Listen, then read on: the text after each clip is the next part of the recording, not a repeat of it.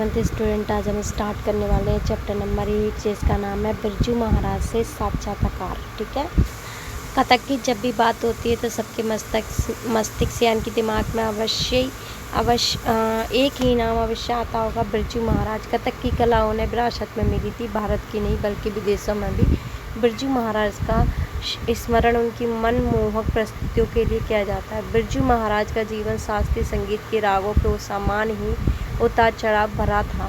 अपने जीवन में प्राप्त सफलताओं के लिए उन्होंने कठिन साधना की। आइए हम उस पद्म विभूषण श्री बिरजू महाराज से मिले जिसने इनसे हमारा परिचय करवा रहे हैं आपके जैसे ही कुछ बच्चे। श्रेया, सुना है कि आपका बचपन संघर्षों से भरा था। अपने बचपन के बारे में कुछ बताइए। बिरजू महाराज, एक ज़माना था जब हम लोग छोटे नवाब कहलाते थे। हवेली के दरबार पर 8 सिपाहियों का पहरा होता था। मेरे बाबूजी के देहांत के बाद आर्थिक परेशानी बढ़ने लगी। जिन डिब्बों में कभी 3-4 लाख की कीमतों के हार हुआ करते थे, अब वे खाली पड़े थे। जीवन में उतार चढ़ाव तो होता ही रहता है। समय का चक्र। संघर्ष के दौर में मेरी सबसे बड़ी सहयोगी मेरी माँ थी। कभी कर्ज लेती तो कभी पुरानी जरी की साड़ियाँ जलाकर उनके सोने चांदी के तार बेचते और गुजारा करते। नृत्य के कार्यक्रमों से भी कभी कभी पैसा आ जाता। दिन में खाना खाते और रात को कई बार नहीं भी खाते। अम्मा बार बार यही कहा करती थी, खाने को भले ही चने मिले या कुछ भी ना मिले, पर अभ्यास जरूर करो। तनुश्री, आपने कथक किससे सीखा? बिरजू महाराज मेरे गुरु थे। मेरे पिता अच्छंद महाराज और चाचा शंभू महाराज और लच्छू महाराज। घर में चूँकि कथक का माहौल था, अतः औपचारिक प्रशिक्षण शुरू होने से पहले ही मैं देख कर कथक सीख गया और नवाब के दरबारों में नाचने भी लगा था। कथक की तालीम शुरू करते समय गुरु शिष्य को गंडा बांधते और शिष्य गुरु को भेंट देता। जब मेरी तालीम शुरू होने की बात आई तो गुरुजी ने कहा, भेंट मिलने पर ही गंडा बांधूंगा। इस पर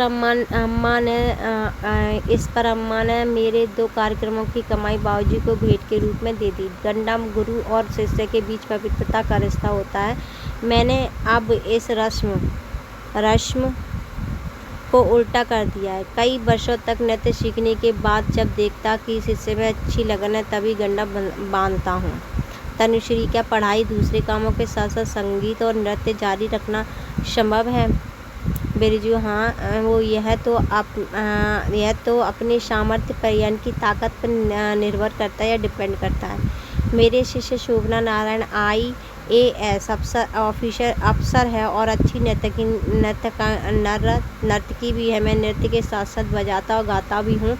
इसके अतिरिक्त नृत्य नाटकां के लिए संगीत भी तैयार करता हूँ। मैंने जब नौकरी शुरू की थी तो चाचा ने कहा था, तुम्हें नौकरी में बढ़ जाओगे, तुम्हारे अंदर का नृत्य पूरी तरह पनप नहीं पाएगा। पर मैंने दृढ़ निश्चय किया कि महाराज बनना है तो उसके लिए मेहनत भी करनी होगी। मणिका, कथक की शुरुआत कब हुई? बिरजू महाराज, कथक की परंपरा बहुत पुरानी है। महाभारत के आदि पर्व और रामायण में इसकी चर्चा मिलती है। पहले कथक के रोचक और अनौपचारिक रूप से कथक कथा कहने का ढंग होता था। तब यह मंदिर तक ही सीमित था। हमारे लखनऊ के घराने लोग मूलतः बनारस से इलाहाबाद के बीच हरिया गांव के रहने वाले थे। वहाँ 989 कथकों के घर हुआ करते थे। कथकों का एक तालाब भी है। गांव में एक बैरगिया नाला है जिसके साथ ये कहानी जुड़ी है। एक बार 9 कथक नाले के पास से गुजर रहे थे। 3 डाकू वहाँ आ पहुँचे। कुछ कथक डर गए, किंतु उन कथकों की कला में इतना दम था कि डाकू सब कुछ भूल कर उन कथकों के कथक में मग्न हो गए। तब यह पद लोगों में प्रचलित हो गया। बैरगिया नाला जुलूम जोर में 9 कथक नचावे 3 चोर। जब तालाब बोले धीन धीन तब 1-1 पर 3-3। लखनऊ घराने के बाद जयपुर घराना और फिर बनारस घराने का विकास हुआ। इसके अलावा रायगढ़ के महाराज चक्रधर की भी अपनी अलग शैली थी। श्रेया, क्या नृत्य सीखने के लिए संगीत सीखना जरूरी है? बिरजू महाराज, गाना बजाना और नाचना ये तीनों संगीत का हिस्सा है। संगीत में लय होती है, उसका ज्ञान उसका ज्ञान आवश्यक है। नृत्य में शरीर, ध्यान और तपस्या का साधना होती है। नृत्य एक तरह से अदृश्य शक्तियों को नियंत्रण देता है। कृष्ण मेरे अंदर समाओ और नाचो। नृत्य ही नहीं, हमारी हर गतिविधि में लय होती है। घसियारा घास को हाथ से पकड़कर उस पर हंसिया मारता है और फिर घास हटाता है। मारने और हटाने की इस लय में जरा भी गड़बड़ी हुई नहीं कि उसका हाथ गया। लय हर काम में, नृत्य में, जीवन में संतुलन बनाए रखती है। लय एक तरह का आवरण। अगर नर्तक को सुर ताल की समझ है तो वह जान पाएगा कि वह लय जो नृत्य को सुंदरता प्रदान करती है। अगर नर्तक को सुर ताल की समझ है तो वह जान पाएगा कि लहर ठीक नहीं है। इसके माध्यम से नृत्य अंगों में प्रवेश नहीं करेगा। तनुश्री अपनी कथक में कई नई चीज़ें भी जोड़ी हैं ना बिरजू? कथक की पुरानी परंपराओं को तो कायम रखना है। हाँ, उसकी प्रस्तुतिकरण में बदलाव हुआ है। हमने गौर किया कि हमारे चाचा लोग और बाबूजी नाचते तो खूबसूरत थे ही। उनके खड़े होने का अंदाज भी निराला होता था। हमने उन भाव भांगनियों को भी कथक में शामिल कर ही लिया। चाचा लोग और बाबूजी हमारे लिए ब्रह्मा, विष्णु, महेश थे। हमने तीनों की शिक्षा को इकट्ठा करके एक नया रूप तैयार किया। इसी प्रकार टैगोर, त्यागराज आदि कई आधुनिक कवियों की रचनाओं को भी लेकर कथक रचनाएं तैयार की। तनुश्री, ये लोग तो अलग अलग भाषाओं के कवि हैं। बिरजू महाराज, भाषाएं अलग अलग होती हैं पर इंसान तो सब जगह एक जैसे ही होते हैं। फ्रांस में एक दर्शक ने कहा था, मैं नहीं जानता कि यशोदा कौन है। मैंने उन्हें बताया कि इस धरती पर सब माएँ यशोदा हैं और सब नए बच्चे कृष्ण हैं। बच्चे की जिद, रोना, उठना, बैठना सब जगह एक जैसा होता है।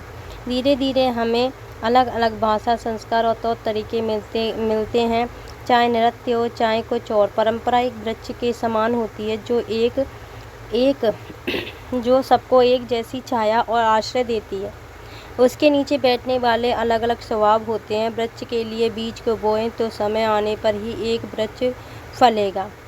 वह नया वृक्ष कैसा होगा, यह इस बात पर निर्भर करेगा कि उसे कैसी हवा, पानी और खाद मिला है। मणिका, आपने जब सीखना शुरू किया था तब से अब तक कथक की दुनिया में क्या क्या बदलाव आए हैं? पहले मंच नहीं थे, फर्श पर चांदनी बिछी होती थी जिस पर कथक होता था और दर्शक चारों ओर बैठते थे। श्रृंगार के लिए चंदन लेप और होठ रंगने के लिए पान होते थे।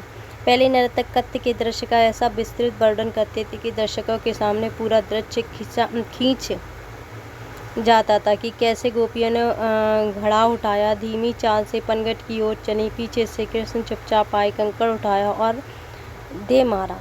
अब सिर्फ पनघट की गत देखो कहकर बाकी दर्शकों की कल्पना पर छोड़ दिया जाता है।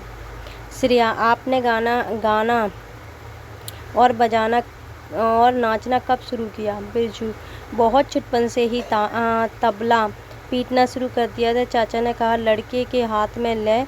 5 साल का होते होते हारमोनियम पर लहर बजाने लगा। सबको खुश करने के लिए फिल्मी गाने भी खूब गाता था। एक बार सबकी फरमाइश पर सुरैया के एक गाने पर देर तक नाचा। बहनों ने बड़े शौक से बिंदी चुन्नी से सजा दिया। तब चाचा आ गए। बस डर के मारे तुरंत सब कुछ उतार फेंका और छिप गया। मणिका, शास्त्रीय नृत्य और लोक नृत्य में क्या अंतर है? लोक नृत्य सामूहिक होता है। दिन भर की मेहनत के बाद लोग थकान दूर करने के लिए और मनोरंजन के लिए इकट्ठा होकर नाचते हैं। दूसरी ओर शास्त्रीय नृत्य से एक नर्तक अकेले ही काफ़ी होता है। लोक नृत्य नाचने वालों के अपने मन बहलाता है और संतुष्टि के लिए, जबकि शास्त्रीय नृत्य दर्शकों के लिए होता है। शुरू में कथावाचक भी लोक नर्तक हुआ करते थे। धीरे धीरे जब उनकी खास शैली व रूप निश्चित हुआ तो वह शास्त्रीय नृत्य हो गया। श्रेया, इस समय भारत में शास्त्रीय नृत्य की क्या स्थिति है? बिरजू, कुछ वर्ष पहले तक स्थिति दयनीय थी। अब उसकी लोकप्रियता बढ़ गई है, पर शोर वाले संगीत नृत्य का भी खूब प्रचलन है। मैं सबसे पहले यही कहता हूँ कि वह संगीत सुनो, देखो, लेकिन अपनी परंपराओं की गहराइयों को भी समझो, अनुभव करो। तनुश्री, कर्नाटका और हिंदुस्तान शैली के संगीत की तरह क्या दक्षिण और उत्तर नृत्यों में भी अंतर है? बिरजू महाराज, कथक, भरतनाट्यम, कुचिपुड़ी, कथकली, मोहिनीअट्टम, ओडिसी, मणिपुरी शास्त्रीय नृत्य की प्रमुख शैलियाँ। संगीत और गाने के ढंग का अंतर तो है ही, इसके अतिरिक्त भी हर नृत्य की अपनी लय और भाव भंगिमा है। कथक की भाव भंगिमा दैनिक जीवन से ली गई है और नाट्य में मूर्ति कला से भरतनाट्यम में दोनों भावों का इकट्ठा प्रयोग होता है और कथक में बारी बारी से। उड़ीसा मणिपुर से कोमलता और कथक में ओज।